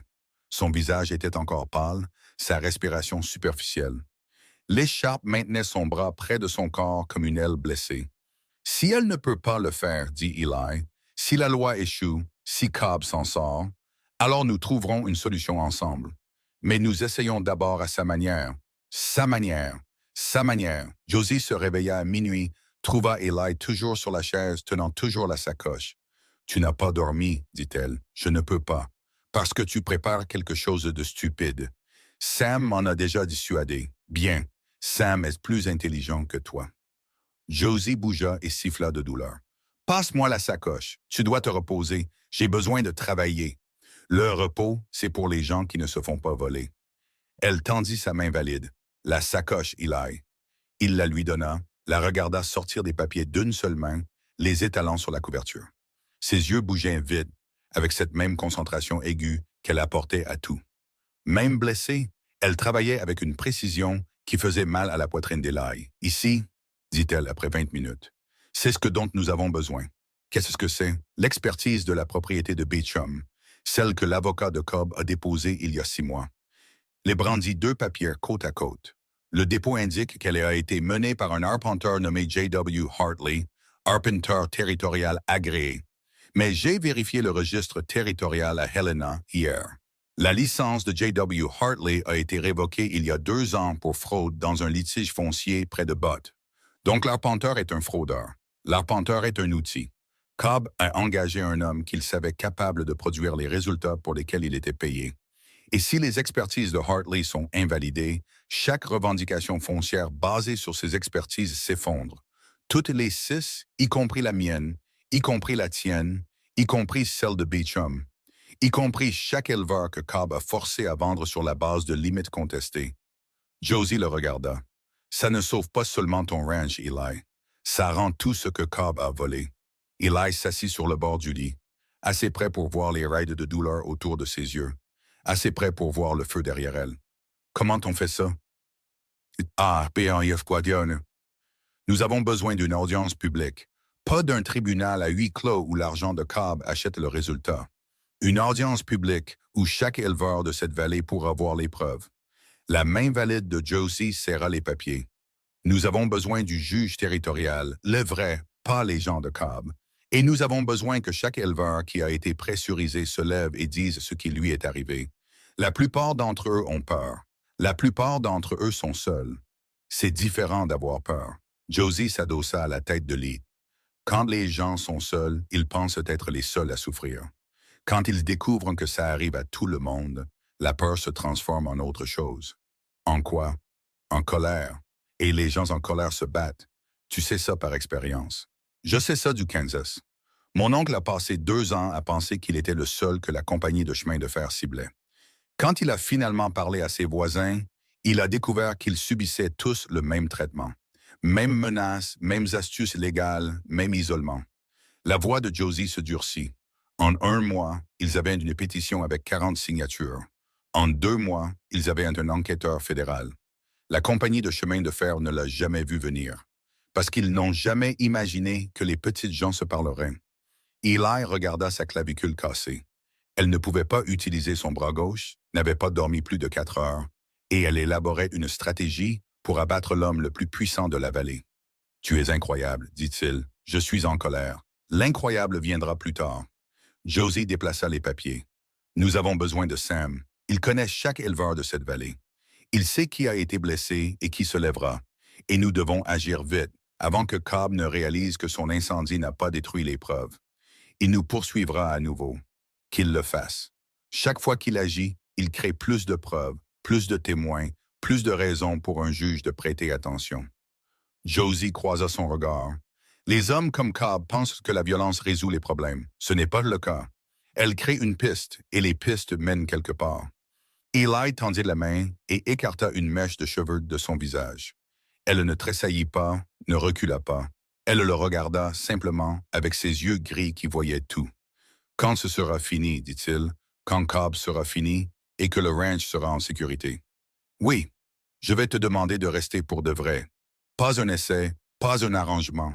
Tu n'as même pas encore tenu le mois. Au diable le mois. » Quelque chose se brisa dans l'expression de Josie. Pas son sang-froid. Quelque chose en dessous. Quelque chose qu'elle tenait fermement depuis ce premier jour à l'arrêt de la diligence. Ne dis pas des choses que tu ne peux pas reprendre, Eli. Je le dis parce que je ne peux pas le reprendre. Je ne veux pas. Rosie ferma les yeux. Quand elle les rouvrit, ils étaient humides. Demande-le-moi quand Cobb sera fini, murmura-t-elle. Demande-le-moi quand nous aurons gagné, parce que je veux dire oui à un homme qui est libre, pas à un homme qui se bat encore. Est-ce un peut-être? C'est un quand, Élie, pas un si. Il prit sa main valide, la tint. Sa poignée était plus faible qu'à l'arrêt de la diligence. Mais elle était toujours là, toujours sûre. Dehors, la pension de Helena dormait. Quelque part dans l'obscurité, Cobb dormait aussi, probablement satisfait que l'incendie les ait brisés, probablement déjà en train de planifier son prochain coup. Il ne savait pas pour les copies, ne savait pas pour la licence révoquée de l'arpenteur, ne savait pas que la femme qu'il avait essayé de brûler était allongée dans un lit de pension, un bras brisé, construisant le dossier qui mettrait fin à son règne. Josie serra la main d'Élie. « Dors un peu. Demain, nous commençons une guerre. » Eli ne dormit pas. Il resta assis sur cette chaise, lui tenant la main, la regardant respirer. Et il se fit une promesse qu'il n'avait jamais faite auparavant. Pas pendant la guerre, pas après Margaret, pas en 4 ans de silence froid du Montana. Il se promit qu'il en serait digne. Digne qu'elle reste, digne qu'elle se batte, digne de chaque hausse cassée, de chaque grange brûlée et de chaque nuit blanche qu'elle avait donnée à un homme qui ne pouvait même pas lire son propre nom. Il ne savait pas encore comment tenir cette promesse, mais il savait avec une certitude qui ressemblait à un roc qu'il passerait le reste de sa vie à essayer. Sam partit avant le lever du soleil. À midi, il avait visité 4 ranchs. À la tombée de la nuit, 7. Il revint à la pension 2 jours plus tard avec une liste de noms écrits de sa propre main soignée. 14, dit-il, posant le papier sur le lit où Josie pouvait le voir. 14 éleveurs prêts à venir à une audience publique. 6 autres qui ont dit peut-être et 3 qui m'ont dit d'aller au diable. Lesquels 3? Demanda Josie. Beecham, Corley et un homme nommé Whitfield sur la crête sud. Beecham a déjà vendu à Cobb. Pourquoi refuserait-il? Parce que Cobb l'a payé. Pas beaucoup, mais assez. Et Beecham a peur que si les ventes sont annulées, il devra rendre l'argent, et il l'a déjà dépensé. Sam s'assit. C'est la même histoire pour Corley. Whitfield est différent. Il n'a pas peur. Il est acheté. Acheté comment? Cobb lui a donné les droits sur l'eau du ruisseau qui traverse sa propriété. En échange, Whitfield ferme les yeux. La voix de Sam devint plate. Il m'a aussi dit que si nous insistons, il témoignera que les litiges sur les limites sont légitimes, que les expertises de Cobb sont exactes. La main valide de Josie se crispa sur la couverture. Il mentira sous serment. Il dira ce que Cobb lui dit de dire. C'est à peu près la même chose. Eli se tenait près de la fenêtre, les bras croisés, écoutant. Donc Cobb a un témoin qui contredira tout ce que nous apporterons. Un témoin, dit Josie, contre 14 éleveurs et des preuves documentées d'un arpenteur révoqué. Elle regarda Sam. Le témoignage de Whitfield ne tiendra pas. Pas si nous présentons d'abord les preuves sur Hartley. Une fois que le juge verra que chaque expertise a été menée par un homme qui a perdu sa licence pour fraude, la crédibilité de Whitfield s'effondrera avec. Tu supposes que le juge est honnête, dit Ely. Je suppose que le juge aime son travail plus qu'il n'aime l'argent de Cobb. Il y a une différence. Et si tu te trompes? Josie croisa son regard. Alors nous perdons. Mais nous perdons et nous battons, ce qui est plus que ce que quiconque dans cette vallée a fait auparavant. L'audience fut fixée au jeudi. Josie passa 3 jours à se préparer, d'une seule main, fonctionnant au laudanum, au café et à quelque chose de plus fort que les deux. Elle organisa chaque document, écrivit des résumés sur des feuilles séparées, car tout le monde à l'audience ne comprendrait pas les documents juridiques. Elle répéta sa présentation jusqu'à ce qu'elle puisse la livrer sans regarder une seule page. Eli la regardait travailler et se sentait inutile. Il ne pouvait pas lire les documents, ne pouvait pas vérifier ses chiffres, ne pouvait pas aider avec la seule chose qui comptait le plus. « Arrête !» dit Josie la 2e nuit. « Arrêtez quoi? Arrête de me regarder comme si tu échouais. » Elle posa son stylo. « Tu veux aider? Va parler à Patterson. Va parler à la Webb. Regarde-les dans les yeux et dis-leur ce que Cobb a fait à notre grange. Dis-leur ce qu'il a fait à notre bétail. Dis-leur ce qui arrivera à chaque homme de cette vallée si nous ne nous unissons pas. » Elle fit une pause. « Tu ne sais pas lire, Eli, mais tu sais parler. Et les gens te font confiance. Ils font confiance à ta parole, à ta poignée de main, à ton visage. Ça vaut plus que n'importe quel document que je peux écrire. Eli partit le lendemain matin. Il trouva d'abord Patterson. Le vieil éleveur était sur son porche, nettoyant un fusil qui n'en avait pas besoin. « J'ai entendu parler de ta grange, dit Patterson. J'ai entendu parler de ta femme aussi. Son épaule a soigné, et elle se bat toujours. Elle ne sait pas comment s'arrêter. » Patterson posa le fusil. « Je serai là jeudi. J'ai déjà dit à Sam que je viendrai. J'ai besoin de plus que ta présence. J'ai besoin que tu parles. Dis au juge ce que Cobb t'a fait. Les menaces, la pression, tout. » Patterson resta silencieux un long moment. « J'ai 71 ans, Tanner. J'ai construit cet endroit avec ma femme. Elle est morte ici. J'ai l'intention de mourir ici aussi. » Il regarda ses mains. « Mais si je me lève et que Cobb gagne quand même, il prendra tout ce qu'il me reste et je mourrai sans rien. Si tu ne te lèves pas, il le prendra de toute façon, juste plus lentement. Au moins, la lenteur me donne du temps. Du temps pourquoi? Pour regarder ça arriver petit à petit. » Eli s'approcha. « Josie a des preuves que les expertises de Cobb sont frauduleuses. Chacune d'entre elles, déposée par un arpenteur qui a perdu sa licence pour avoir fait exactement la même chose à Bud. Ce n'est pas un peut-être. C'est une preuve. La preuve ne gagne pas toujours. Elle gagne quand assez de gens la soutiennent. » Patterson le regarda attentivement. « Tu as changé, Tanner. Vraiment? Je te connais depuis 4 ans. 4 ans que tu fais profil bas, que tu fais ton travail, que tu te mêles de tes affaires. Maintenant, tu parcours la vallée en demandant aux hommes de tout risquer dans un combat que tu pourrais perdre. » Les yeux de Patterson se plissèrent. « C'est cette femme qui t'a fait ça. Cette femme m'a montré ce que j'étais trop têtu pour voir moi-même. Et qu'est-ce que c'est? Que la solitude n'est pas une force. C'est juste une lente reddition. » Patterson ramassa son fusil, le reposa, le ramassa à nouveau. Ma femme disait presque ces mêmes mots.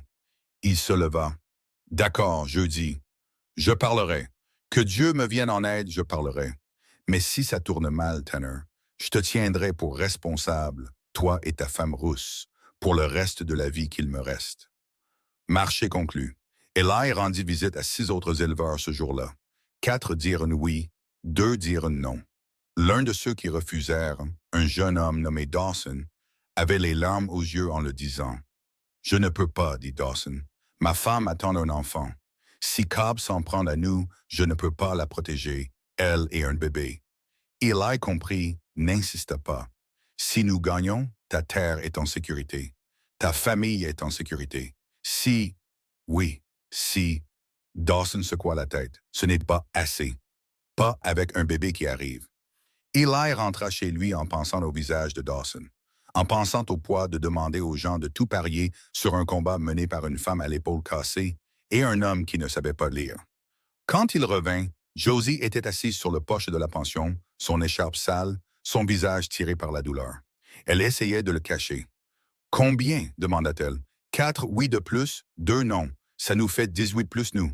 21 personnes contre l'homme le plus puissant du territoire. 21 personnes avec la vérité. » « C'est assez. » Josie se leva prudemment. « Ellie, il y a autre chose. »« Quoi? » ?»« Le juge territorial, il s'appelle Aldridge. Il est honnête. Sam l'a confirmé. Mais il est aussi prudent. Il ne prendra pas de décision basée uniquement sur mes preuves. Il voudra des témoignages. Plusieurs témoins disant la même chose. Nous avons 18 éleveurs. Je n'en ai pas besoin de 18. Et j'en ai besoin de 3 ou 4 solides. Des gens que la communauté respecte. Des gens qu'un juge ne peut pas ignorer. Elle le regarda. « J'ai besoin de toi, Eli. Moi, tu es celui que Cobb a le plus durement ciblé. La grange, le bétail, l'expertise frauduleuse sur ta terre. Ton histoire est l'encre de tout le reste. » Les yeux de Josie croisèrent les siens. « Peux-tu te tenir devant une salle pleine de gens et leur dire ce qui t'est arrivé? Je n'ai jamais été très doué pour parler en public. Je sais. C'est pour ça que ça comptera quand tu le feras. » Jeudi arriva, froid et clair. L'audience se tenait dans la plus grande salle de réunion de Helena, un entrepôt reconverti qui sentait le grain et le vieux bois. Josie arriva tôt, son bras toujours immobilisé, ses documents organisés dans la sacoche qu'elle portait de sa main valide. Eli entra à ses côtés, Sam derrière eux. La salle se remplissait déjà. Patterson était assis au premier rang, son chapeau entre les mains, l'air de pouvoir s'enfuir à tout moment. Webb était à côté de lui, plus stable, la mâchoire serrée. Les éleveurs entrèrent un par un. Eli compta. 20, 22, 25. Plus que ce que Sam avait promis, plus que ce que quiconque attendait. Puis Cobb entra. Il vint avec 3 hommes, son avocat Prescott, un homme pâle en costume noir qui semblait d'avoir été taillé dans du marbre de palais de justice. Un deuxième homme qu'Eli ne reconnut pas, et Whitfield, le témoin acheté de Cobb. Cobb prit place au dernier rang. Il avait l'air détendu, confiant, comme un homme qui avait déjà gagné et qui regardait simplement les formalités se dérouler. Le juge Aldridge entra. Il avait 60 ans, les cheveux gris, minces. Il s'assit à la table à l'avant de la salle et scruta la foule. Ceci est une audience territoriale concernant des litiges fonciers dans la vallée de Bitterroot, dit Aldridge. Madame Tanner a déposé une plainte formelle pour expertise frauduleuse et saisie illégale de propriété. Monsieur Prescott représente la Montana Land and Timber Company. Il regarda Josie. Madame Tanner, vous pouvez commencer. Josie se leva, un bras en écharpe, des papiers dans sa main valide. Elle se dirigea vers l'avant de la salle et fit face à 60 personnes. La plupart n'avaient jamais vu une femme se tenir devant un juge et parler de quelque chose de plus sérieux qu'un litige de jardin. Votre honneur, je vais faire simple, parce que la vérité est simple, même quand des hommes puissants essaient de la compliquer. Elle posa le premier document sur la table du juge. Voici l'acte de propriété original du Ranch Tanner, acheté il y a 6 ans. Les limites sont clairement marquées par un arpenteur territorial agréé. Elle posa le deuxième document à côté.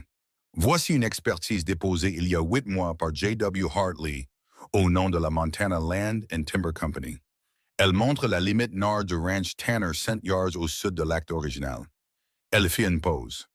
Laissa la salle absorber l'information. Si l'expertise de M. Hartley est exacte, alors mon mari ne possède pas 5 acres qu'il travaille, améliore et sur lesquels il paye des impôts depuis 6 ans. Ces acres appartiendraient à la société du juge Cobb. Elle regarda Aldridge. Mais l'expertise de M. Hartley n'est pas exacte. Parce que la licence d'arpenteur de M. Hartley a été révoquée il y a 2 ans par le Conseil territorial pour avoir déposé des expertises frauduleuses dans un litige foncier près de Butte. La salle s'agita, des murmures s'élevèrent. L'expression de Cobb ne changea pas. Celle de Prescott, si. Votre honneur, Prescott se leva. Les qualifications de l'arpenteur ne sont pas... Asseyez-vous, Monsieur Prescott, dit Aldridge. Vous aurez votre tour. Il regarda Josie. Continuez.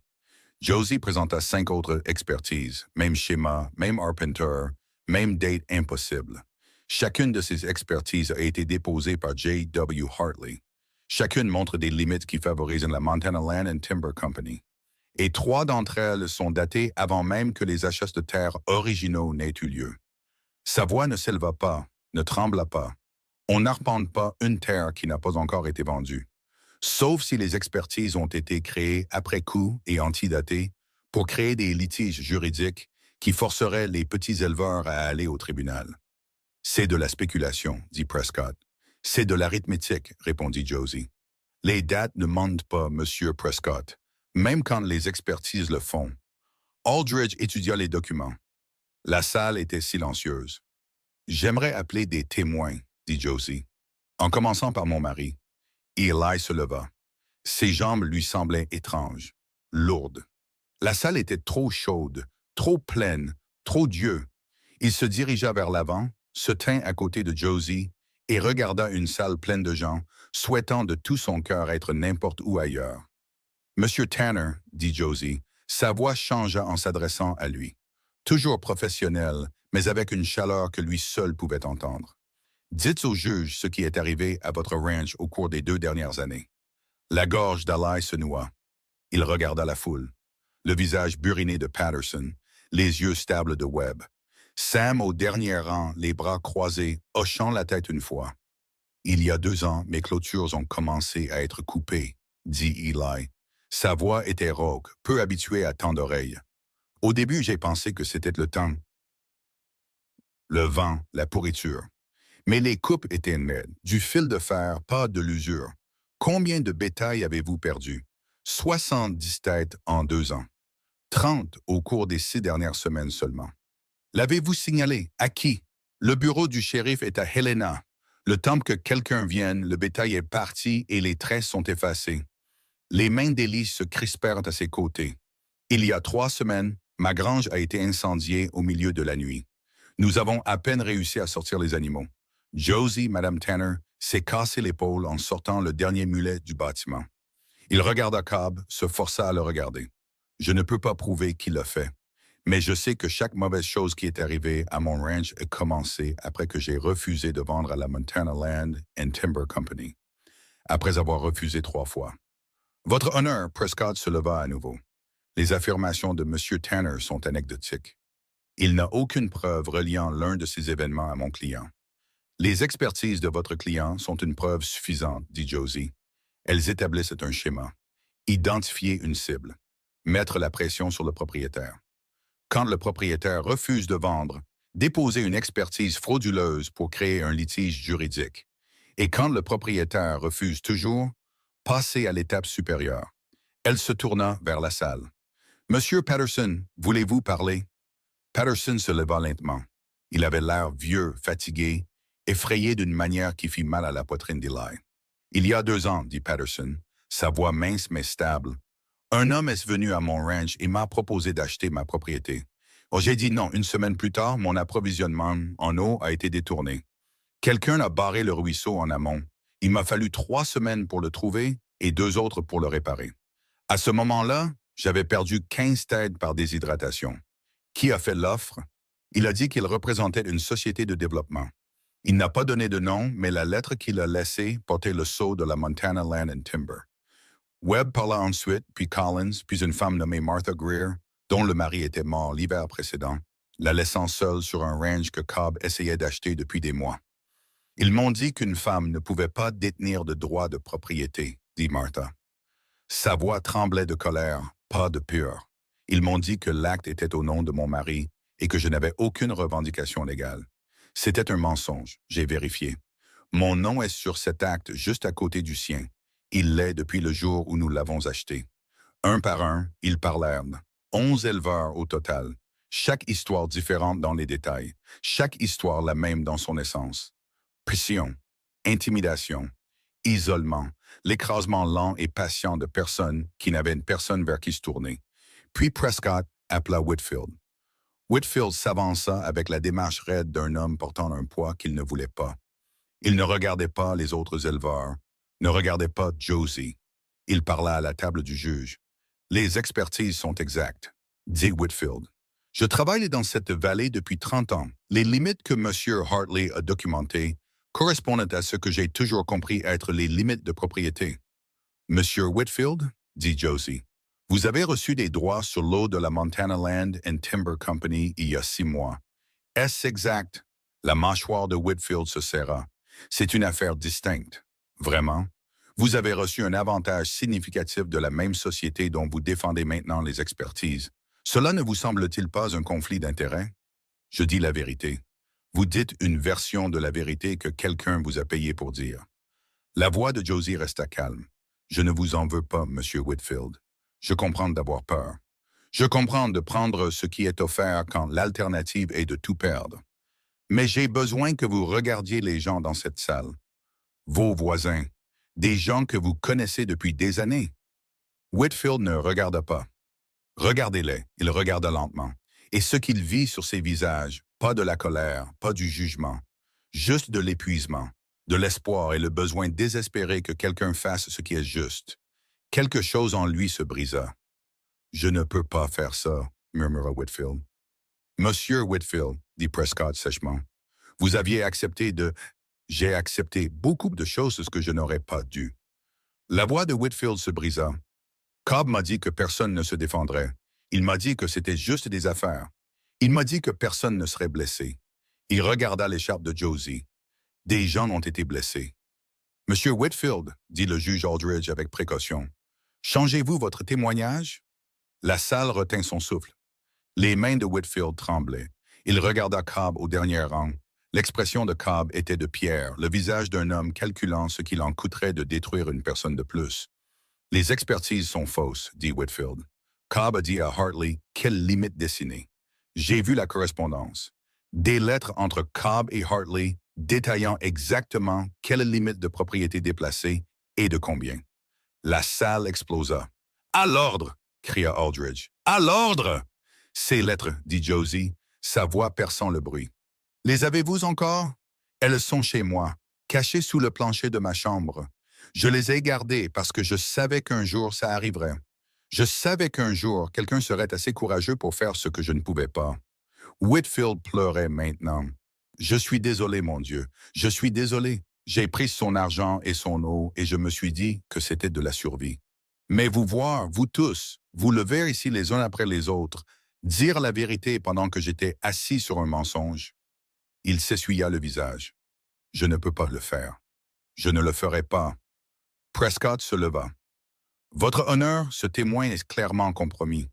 Et ce témoin vient de me donner des motifs pour une enquête criminelle complète, » dit Aldridge. Sa voix était de fer. « Monsieur Prescott, j'émets une injonction immédiate contre toutes les revendications de propriété déposées par la Montana Land and Timber Company.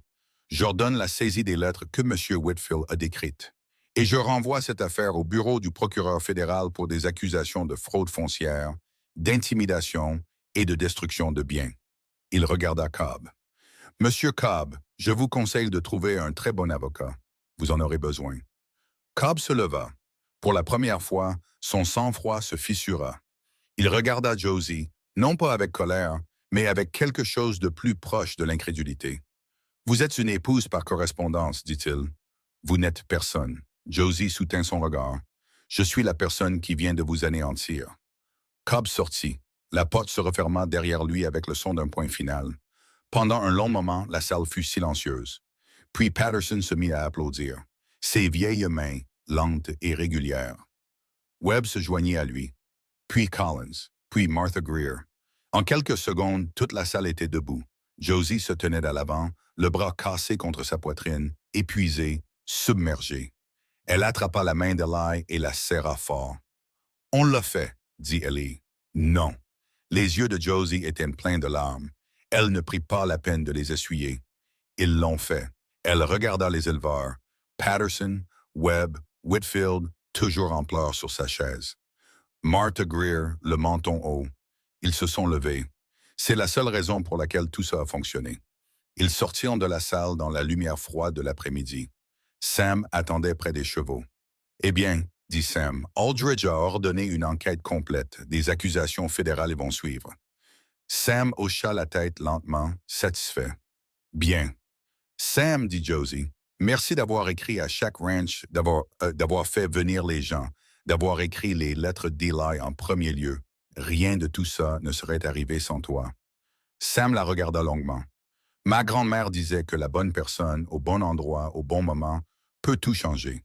Elle disait aussi qu'on ne choisit pas quand ça arrive. » Il regarda Eli. « Tu as écrit cette première lettre toi-même. Celle avec les fautes d'orthographe et la main tremblante. C'est celle-là qu'elle a lue. C'est celle-là qui l'a amenée ici. » La gorge d'Eli se noua. « La bonne personne, » dit Sam. « Le bon endroit, le bon moment. » Il monta sur son cheval. « Prenez soin l'un de l'autre. Vous l'avez mérité. » Il partit vers l'est, vers sa propre terre. Et Eli le regarda partir et pensa aux lettres, au timing et au miracle terrifiant d'être vu par quelqu'un qui a choisi de rester. Josie s'appuya contre lui, sa bonne épaule pressée contre son bras. « Ramène-moi à la maison, Eli. La cabane a à peine un toit. Elle a des murs et une cheminée, et elle est à nous. Ramène-moi à la maison. » Ils retournèrent au ranch dans la lumière déclinante. Les ruines de la grange se dressaient comme des dents cassées contre le ciel. La cabane était tachée de fumée, à moitié couverte, froide. Mais quand Eli souleva Josie du chariot et qu'elle se tint sur ce sol dur du Montana et regarda ce qu'il leur restait, elle sourit. « C'est toujours là, dit-elle, ce n'est pas grand-chose. C'est tout. » Elle se tourna vers lui. « Chaque parcelle, parce que c'est à nous et personne ne nous le prendra. Ni Cobb, ni ses avocats, ni personne. » Eli la serra contre lui, faisant attention à son épaule, faisant attention à tout. Elle vint sans hésitation, pressa son visage contre sa poitrine. « Josie. »« Oui. Cobb t'a traité de personne. J'ai entendu. Il avait tort. Tu es la personne la plus courageuse que j'ai jamais connue. » plus courageuse que n'importe quel soldat avec qui j'ai combattu, plus courageuse que n'importe qui. Je ne suis pas courageuse, Eli. Je suis têtue. Il y a une différence. Non, il n'y en a pas. Elle rit. Un vrai rire, rauque, fatigué et brisé sur les bords, mais réel. Le premier vrai rire qu'il entendait d'elle depuis l'incendie. D'accord, dit-elle. Peut-être qu'il n'y en a pas. Ils restèrent ensemble dans le froid, se tenant l'un l'autre. Deux personnes qui avaient traversé le feu, les litiges et la peur, et qui en étaient sorties encore debout, encore ensemble. Se choisissant encore, même quand chaque pensée rationnelle disait que la chose intelligente à faire était d'abandonner. Cette nuit-là, Eli fit un feu dans la cabane endommagée, et Josie s'endormit à côté, sa main valide tenant toujours la sienne. Et Eli resta éveillé, écoutant sa respiration et pensant à ce que Sam avait dit. La bonne personne, le bon endroit, le bon moment. Il serra sa prise sur sa main et se permit de croire, pour la première fois de sa vie, qu'il méritait peut-être les trois. Webb arriva 3 jours plus tard avec un chariot plein de bois. Il ne frappa pas, ne demanda rien. Il commença juste à décharger comme si c'était la chose la plus naturelle du monde. « Qu'est-ce que c'est ?» demanda Eli depuis le porche. « Du bois de grange. J'en avais en trop pour ma construction de printemps. » Webb laissa tomber une planche sur la pile. « Je me suis dit que tu pourrais en avoir besoin. Je ne peux pas te payer pour ça. Est-ce ce que j'ai demandé? » Webb le regarda droit dans les yeux. « Ce que toi et ta femme avez fait dans cette salle d'audience, ça a protégé chaque ranch de cette vallée. C'est notre façon de dire merci. » Patterson arriva le lendemain matin. Il apporta de la tôle pour le toit, des clous et 2 ouvriers qui refusèrent d'être payés. « Ils travaillent par principe, dit Patterson, comme nous tous. À la fin de la semaine, 11 éleveurs avaient contribué à quelque chose. Du bois, des outils, de la main-d'œuvre, de la nourriture. Une femme nommée Eleanor Briggs arriva avec un chariot plein de conserves de légumes et une courte pointe qu'elle avait cousue elle-même. « Pour les nuits froides, dit Eleanor, la pressant dans la main valide de Josie.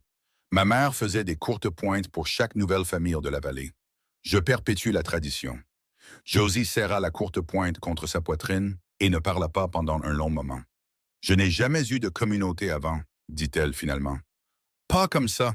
Tu en as une maintenant. » Eleanor lui serra le bras. « Habitue-toi. » La charpente de la grange fut montée en 4 jours. 12 hommes travaillant de l'aube au crépuscule, érigeant des murs et des poutres. Pendant ce temps, Josie était assise sur un seau renversé, annonçant des mesures et des corrections avec l'autorité d'une femme qui lisait des plans de construction depuis qu'elle était assez grande pour tenir un crayon.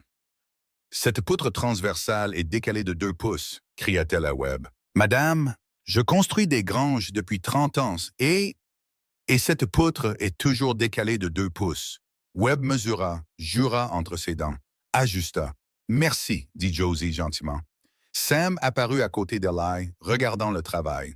« Elle est quelque chose, elle est impossible. C'est la même chose. » La grange prit 2 semaines, solide, carrée, meilleure que celle que Cobb avait brûlée. Quand le dernier clou fut planté, Patterson recula et la regarda avec le genre de satisfaction qui ne vient que de la construction de quelque chose pour quelqu'un d'autre. « Pas mal, dit-il. Pas mal, » Josie secoua la tête. « C'est un truc de la vallée de Bitterroot?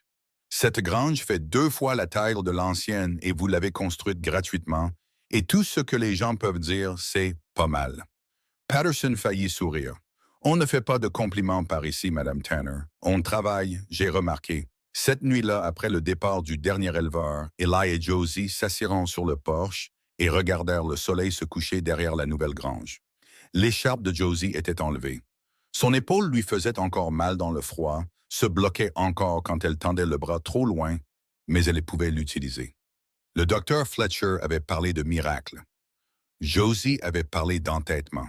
Eli avait parlé des deux. « Le mois est écoulé, dit Josie doucement. Eli la regarda. « Quoi? » « L'essai d'1 mois. Il s'est terminé il y a 4 jours. Aucun de nous ne l'a mentionné. » Eli resta silencieux. Elle avait raison. La date limite était passée sans qu'aucun d'eux ne s'en aperçoive. Quelque part entre l'incendie, l'audience et la reconstruction, l'essai avait cessé d'être un essai et avait commencé à être une vie. Je suppose que ça n'a plus d'importance. Si ça en a. Nous avions un accord. J'ai dit que si je tenais 30 jours, nous nous assiérions et aurions une conversation honnête sur la suite. Josie se tourna pour lui faire face. Alors, ayons-la. D'accord, je commence. Josie prit une profonde inspiration. Je suis venu ici en m'attendant à travailler, à faire mes preuves, à gagner une place dans ce ranch par la sueur, la compétence et un refus obstiné d'abandonner. Elle fit une pause. Je ne m'attendais pas à toi. Moi, toi, Eli Tanner. L'homme qui ne sait pas lire mais qui peut pister un bœuf dans un blizzard par instinct. L'homme qui m'a sorti d'une grange en feu avec une hanche pleine d'éclats d'obus. L'homme qui a visité 7 ranchs en une journée, demandant à ses voisins de lui faire confiance, même si faire confiance aux gens est la chose qui l'effraie le plus. Sa voix s'adoucit. Je ne m'attendais pas à me sentir en sécurité avec quelqu'un, mais je ne me suis pas senti en sécurité depuis la mort de ma mère. La poitrine d'Eli se serra. Josie, à ton tour. Il regarda ses mains. 3 doigts à gauche, 5 à droite. Des mains cicatrisées, rugueuses, qui avaient tenu des fusils et des rênes, et rien de doux depuis très longtemps. J'ai demandé quelqu'un de quelconque parce que je pensais que quelconque signifiait sûr. Je pensais que si je ne m'attachais pas trop, ça ne ferait pas mal quand elle partirait. Il déglutit. Puis tu es descendu de cette diligence et j'ai paniqué. Parce que tu n'étais pas sûr. Tu étais terrifiante, et pas à cause de ton apparence. À cause de la façon dont tu me voyais. Comment je te vois. Comme si je valais quelque chose. Comme si les cicatrices, les doigts manquants et le fait que je ne puisse pas lire mon propre nom ne définissaient pas ma valeur. Comme s'il y avait quelque chose sous tous ces dégâts qui était encore bon. Sa voix se brisa. Personne ne m'a regardé comme ça depuis avant la guerre. Et je ne savais pas quoi en faire. Je ne sais toujours pas. Tu pourrais commencer par l'accepter. J'essaie. Essaye plus fort. Josie prit sa main abîmée, la teinte. Parce que je ne pars pas, Eli. Pas aujourd'hui, pas le mois prochain, pas quand l'hiver viendra, ou quand l'argent manquera, ou quand tu te réveilleras à 3 heures du matin à cause de ce que la guerre a mis dans ta tête et qui ne te laisse pas dormir. Tu sais pour ça. Tu parles dans ton sommeil. Depuis la première nuit. Le pouce de Josie traça les cicatrices sur ses jointures. Tu appelles quelqu'un nommé Thomas, puis tu arrêtes d'appeler et tu deviens juste silencieux. Ce silence est pire que les appels. Eli ferma les yeux. Thomas est mon frère. Je sais. Même dans mes rêves, je ne peux pas échapper à ce qu'il a fait. Tu n'as pas à y échapper. Tu dois juste arrêter de le laisser décider en qui tu as confiance. Josie serra sa main. Je ne suis pas Margaret, Eli. Et tu n'es pas l'homme qu'elle a quitté. Tu es l'homme qui a construit quelque chose après qu'elle t'ait brisé. Cet homme vaut la peine qu'on reste pour lui. Josie Calloway. Oui, épouse-moi. Nous sommes déjà censés être mariés. C'était tout l'arrangement. Je ne veux pas de l'arrangement. Je veux que tu le choisisses, que tu me choisisses, pas parce qu'une agence nous a mis en contact, pas parce que tu avais besoin de quitter le Kansas, parce que tu veux ça. Tu nous veux. Josie resta silencieuse un long moment. Le vent se leva. La nouvelle grange craqua comme le fait le bois neuf quand il s'installe.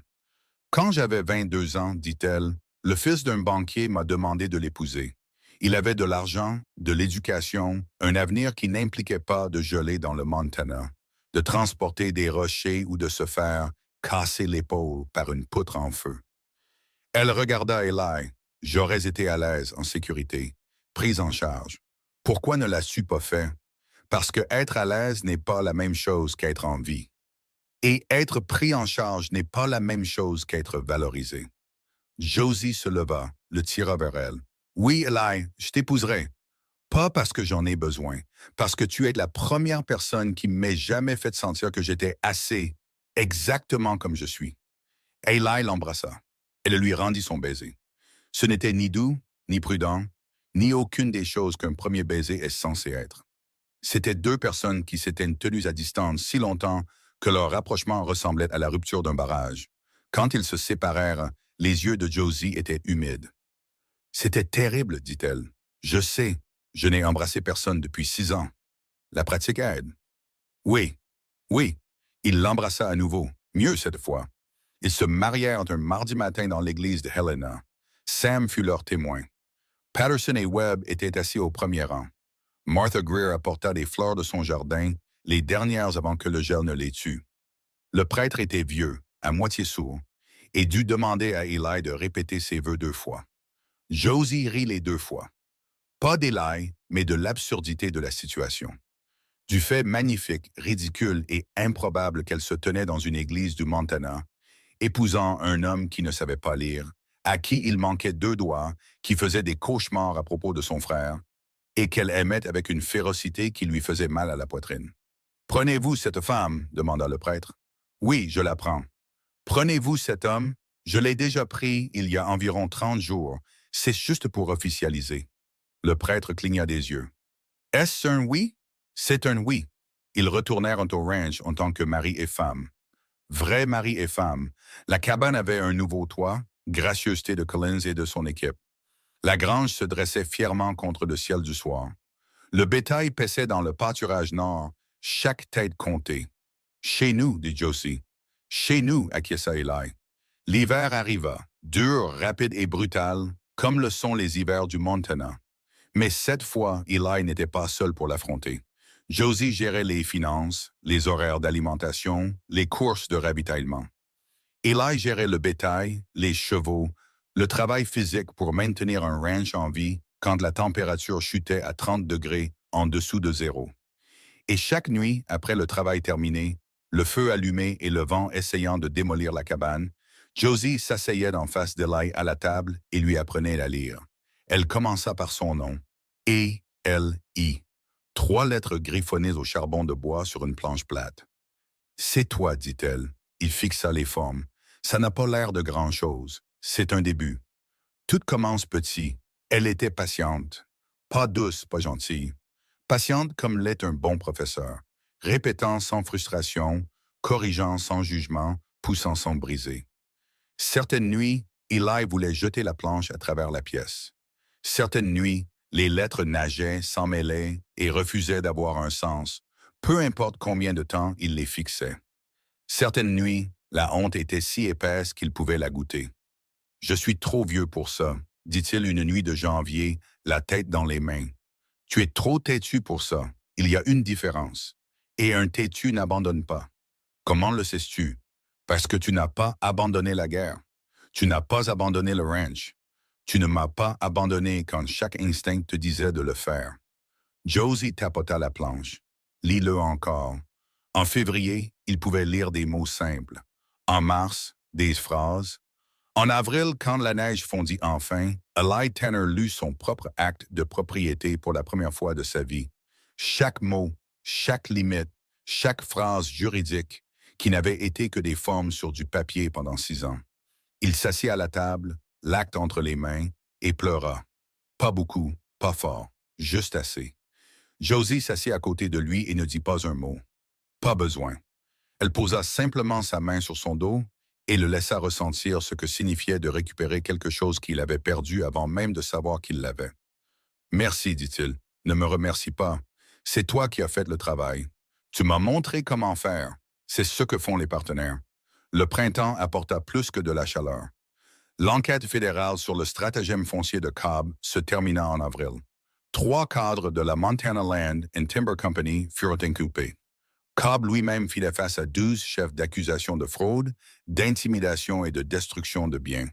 Il ne fut jamais jugé.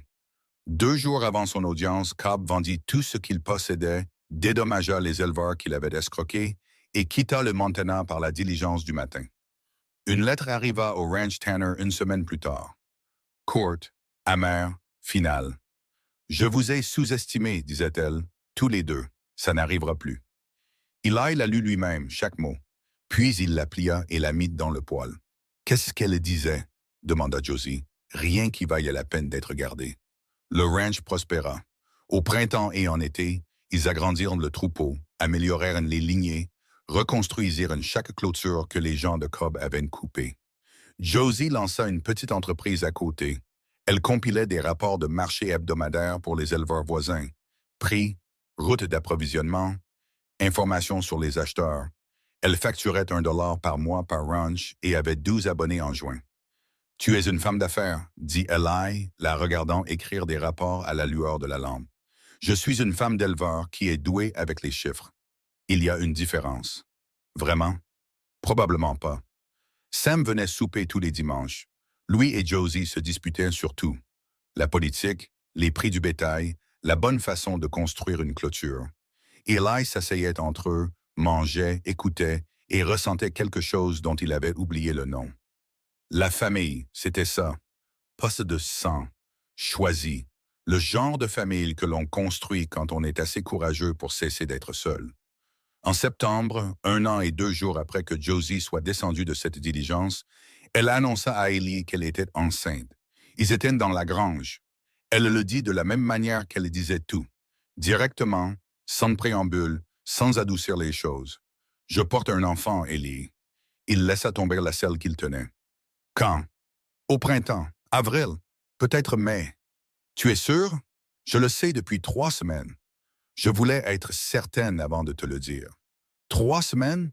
Eli ramassa la selle, la reposa, la ramassa à nouveau. Tu as transporté de l'eau, fendu du bois et inspecté les clôtures pendant 3 semaines, en sachant que tu étais enceinte. Je ne suis pas malade. Les femmes travaillent pendant leur grossesse depuis la nuit des temps. Josie n'ose pas devenir protecteur avec moi, Eli Tanner. Je te dirai quand j'aurai besoin d'arrêter. Je te dirai quand quelque chose n'ira pas. Et jusqu'à ce que je le fasse, tu me traites comme tu l'as toujours fait. Je ne peux pas faire ça. Pourquoi pas? Parce que tout vient de changer. L'expression de Josie changea. Sous la fermeté, sous l'armure pragmatique qu'elle portait comme une seconde peau, quelque chose de doux traversa son visage. « Oui, dit-elle doucement, c'est vrai, il y... » et traversa la grange en 3 pas et la serra dans ses bras. Prudemment, de la manière dont on tient quelque chose que l'on a terriblement peur de briser.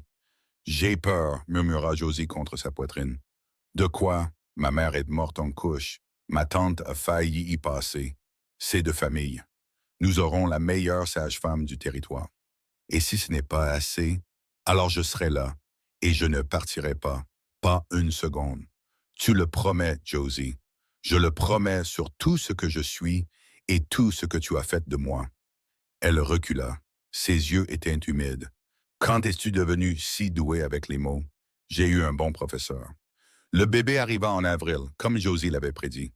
Une fille née en bonne santé après 16 heures de travail qui vieillirent d'Eli de 10 ans. Sam resta assis sur le porche tout le temps, taillant un morceau de cèdre qui prit lentement la forme d'un cheval. Patterson et Webb attendirent avec lui. Martha Greer assista la sage-femme. Quand Eli entendit le cri, aigu, furieux et vivant, ses genoux fléchirent. Il s'assit par terre à côté du lit, tint la main de Josie et regarda la petite créature furieuse que la sage-femme plaça sur la poitrine de Josie. « Elle a tes cheveux, » dit Josie, épuisée, riant, pleurant tout à la fois. « Roux comme le feu. Elle a ton entêtement. Écoute-la. » Le bébé hurlait comme s'il se disputait déjà avec le monde. « Comment l'appelons-nous? » demanda Josie. Eli regarda sa fille. Cette chose impossible. Cette vie qui existait parce qu'un éleveur balafré avait écrit une lettre tremblante à une agence matrimoniale et qu'une femme du Kansas avait été assez courageuse pour y répondre. « Hope, dit-il. Son nom est Hope. C'est parfait. » Sam entra, vit le bébé et hocha la tête une fois. « Elle causera des ennuis, comme sa mère, dit Eli, comme vous deux. » Sam posa le cheval de cèdre sur la table de chevet. Premier jouet. Tradition Crow. Chaque enfant a besoin d'un cheval avant toute autre chose. Josie prit la main de Sam. « Oncle Sam, ne m'appelle pas comme ça. »« Oncle Sam, c'est décidé. » Sam chercha de l'aide du côté d'Eli. Eli haussa les épaules. « Quand elle décide quelque chose, ça reste décidé. Tu le sais maintenant. »« Seigneur, aide cet enfant, » murmura Sam. Mais il souriait, vraiment souriant. Le premier vrai sourire qu'Eli ait jamais vu sur son visage. Les années passèrent. Le ranch devint ce qu'Eli n'avait jamais osé imaginer qu'il pourrait être. 300 terres de bétail, de bons chevaux, une deuxième cabane pour les ouvriers qu'il pouvait enfin se permettre d'embaucher. Hope grandit vite, têtue et curieuse. Elle lisait à l'âge de 4 ans parce que Josie l'avait commencé tôt et parce qu'elle avait l'esprit de sa mère et le refus d'abandonner de son père. Un soir, quand Hope avait 5 ans, un voyageur s'arrêta au ranch pour demander son chemin vers Helena. Il regarda l'exploitation, les granges, le bétail, les enfants jouant dans la cour. Hope et son jeune frère Thomas, nommés d'après le frère qu'Eli avait finalement pardonné dans une lettre qu'il avait écrite lui-même. Chaque mot, chaque lettre douloureuse, et postée sans le dire à Josie jusqu'à ce que ce soit fait. Bel endroit que vous avez là, dit le voyageur. Nous l'avons construit, répondit Josie. Elle se tenait sur le porche, Thomas sur sa hanche, regardant Hope poursuivre un chat de grange dans la cour. Ça a dû prendre des années. Ça a tout pris. Mais c'est à nous. Le voyageur toucha son chapeau et repartit. Eli remonta du pâturage, poussiéreux, fatigué, se déplaçant plus lentement qu'avant parce que la hanche ne cessait jamais de lui faire mal et ne le ferait probablement jamais. « Qui était-ce » demanda-t-il. « Personne, juste de passage. » Josie lui tendit le bébé.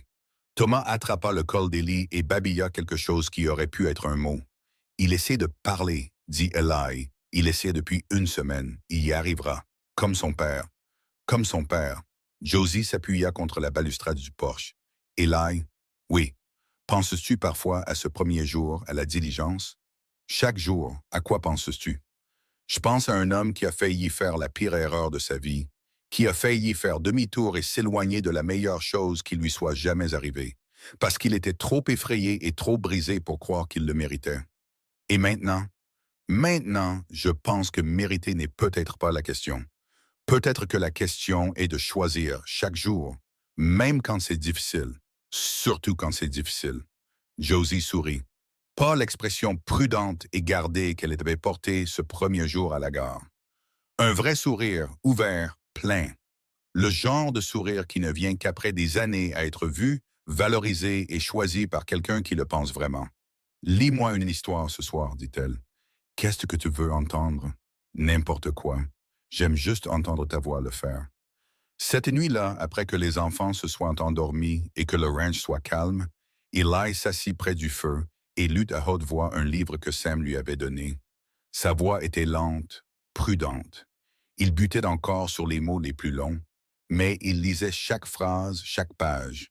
Josie écoutait les yeux fermés, la tête sur son épaule, sa respiration lente et régulière. Et Eli continuait de lire, parce que c'était ce qu'elle lui avait donné.